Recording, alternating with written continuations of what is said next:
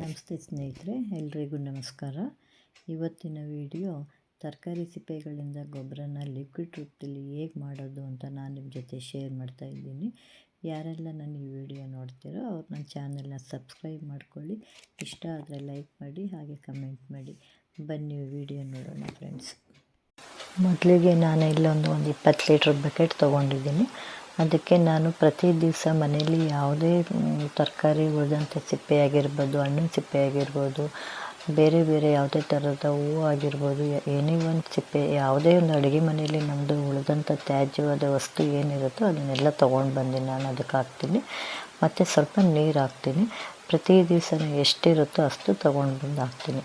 ಮತ್ತು ಹುಳಿ ಮೊಸರು ಅಥವಾ ಮಜ್ಜಿಗೆನ ಇದಕ್ಕೆ ಸೇರಿಸ್ಕೊಬೇಕು. ಈಗಂತೂ ಮಾವಿನ ಹಣ್ಣು ಕಾಲ ಆಗಿರೋದ್ರಿಂದ ಎಲ್ಲರ ಮನೆಯಲ್ಲೂ ಸಾಮಾನ್ಯ ಹಣ್ಣು ಇದ್ದೇ ಇರುತ್ತೆ. ಅಥವಾ ಸಿಪ್ಪೆ ಎಲ್ಲನೂ ತೊಗೊಂಡು ಬಂದು ಹಾಕಿ, ಮತ್ತು ಅದಕ್ಕೆ ನಾನು ಲಿಕ್ವಿಡ್ ಕೊಡೋದು ಒಂದು 3-4 ದಿವಸ ಅನ್ನೋಂಗೆ ಒಂದು 1/4 kg ಅರ್ಧ kg ಬೆಲ್ಲ ಹಾಕ್ತೀನಿ. ಅದನ್ನು ಹಾಕಿ ಹುಳಿ ಮೊಸರು ಮಜ್ಜಿಗೆ ಎಲ್ಲ ಹಾಕಿ ಒಂದು 3 ದಿವಸ ಬಿಡ್ತೀನಿ. ನಾನಿದು ಪ್ರತಿ 15 ದಿವಸಕ್ಕೊಮ್ಮೆ ಮಾಡ್ತೀನಿ. ಅದನ್ನು ಒಂದು ದಿವಸ ನಾವು ಯಾವಾಗಾದರೂ ನಮಗೆ ಫ್ರೀ ಆಗಿದ್ದಾಗ ನಾವು ಅದನ್ನು ಗೊಬ್ಬರ ಕೊಡೋದಕ್ಕೆ ನಾವು ಅದನ್ನು ರೆಡಿ ಮಾಡ್ಕೊಬೇಕು.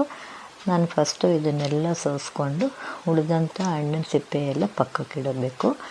ಅದನ್ನು ನಾವು ಬಳಸ್ಬೋದು. ಗಿಡ ಹಾಕಬೇಕಾದ್ರೆ ನಾವು ಅದನ್ನು ಬಳಸ್ಕೊಬೋದು. ಒಂದು 10 ಜಗ್ಗು ನೀರು, ಗೊಬ್ಬರದ ನೀರಿಗೆ ನಾನು ಒಂದು 25 ಜಗ್ಗಷ್ಟು ನೀರು ಕೊಡ್ತೀನಿ. 1ಕ್ಕೆ 3 ಪಟ್ಟಷ್ಟು ನೀರು ಹಾಕಬೇಕು.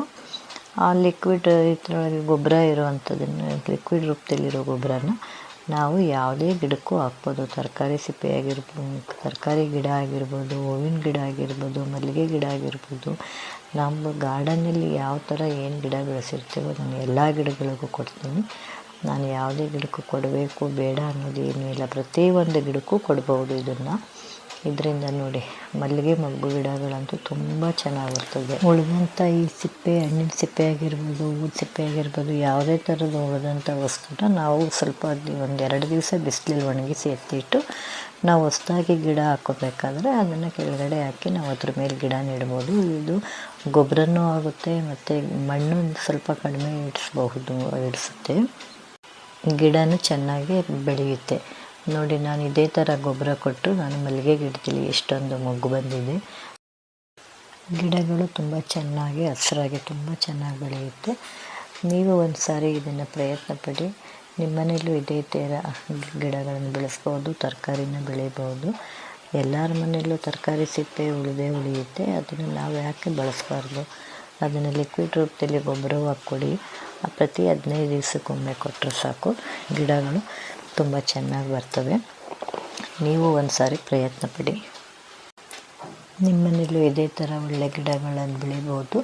ನಿಮ್ಮ ಮನೇಲೂ ತರಕಾರಿ ಸಿಪ್ಪೆ ಉಳಿಯುತ್ತೆ. ನೀವು ಒಂದು ಸಾರಿ ಈ ಥರ ಗೊಬ್ಬರನ ಮಾಡೋದಕ್ಕೆ ಪ್ರಯತ್ನ ಪಡಿ ಫ್ರೆಂಡ್ಸ್. ನಿಮಗೆ ವಿಡಿಯೋ ಇಷ್ಟ ಆಗಿದ್ದರೆ ಲೈಕ್ ಮಾಡಿ, ಕಮೆಂಟ್ ಮಾಡಿ, ಹಾಗೆ ಸಬ್ಸ್ಕ್ರೈಬ್ ಮಾಡ್ಕೊಳ್ಳಿ.